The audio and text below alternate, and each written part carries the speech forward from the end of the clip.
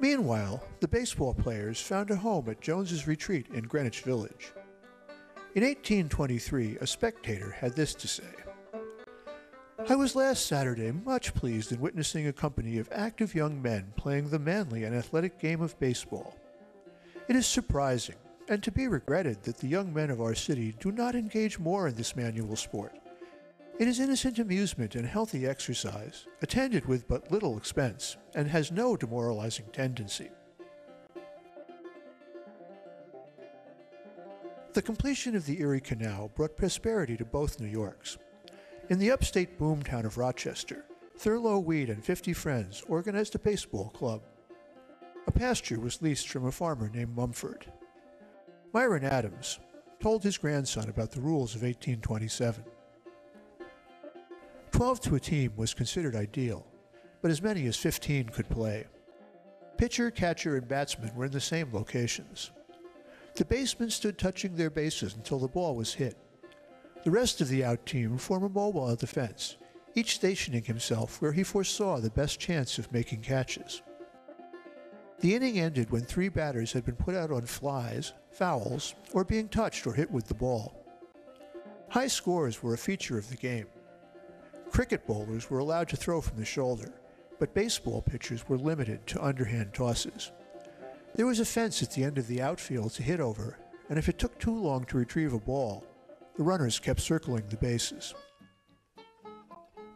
In the winter of 1835, the lower part of Manhattan caught fire. There was extensive damage in the Wall Street district. A friend encountered James Lee, covered with dirt, working to salvage an iron safe from the ruins of his business.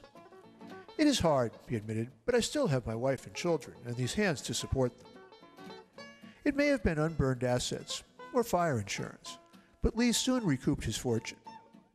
Chosen to head the Chamber of Commerce, he moved uptown near Washington Square. In the spring of 1837, he met with ball-playing friends, among them hotel keeper John Murphy, Dr. James Miller, tobacco dealer Abraham Tucker, and young attorney William Rufus Wheaton. 50 years later, Wheaton recalled the events of that season. "I was admitted to the bar in '36 and was very fond of physical exercise. In fact, we all were in those days, and we sought it wherever it could be found. Myself and intimates, young merchants, lawyers, and physicians, found cricket too slow and lazy a game. We couldn't get enough exercise out of it. Three-cornered cat was a boys' game, but it was a dangerous game for powerful men because the ball was thrown to put out a man between bases, and it had to hit the runner to put him out.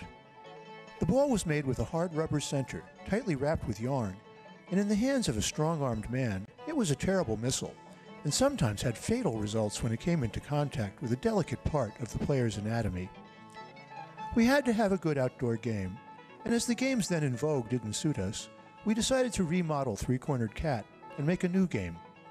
We first organized what we called the Gotham Baseball Club. This was the first ball organization in the United States, and it was completed in 1837. The first step we took in making baseball was to abolish the rule of throwing the ball at the runner and order that it be thrown to the baseman instead, who had to touch the runner with it before he reached the base. During the regime of Three-Cornered Cat, there were no permanent bases, but only such permanent objects as a bedded boulder or old stump, and often the diamond looked strangely like an irregular polygon. We laid out the ground at Madison Square in the form of a perfect diamond, with home plate and sandbags for bases. You must remember that what is now called Madison Square was out in the country, far from the city limits. We had no shortstop, and often played with only 6 or 7 men on a side. The scorer kept the game in a book we had made for that purpose, and it was he who decided all disputed points. We played for fun and health, and won every time. The pitcher really pitched the ball, and underhand throwing was forbidden.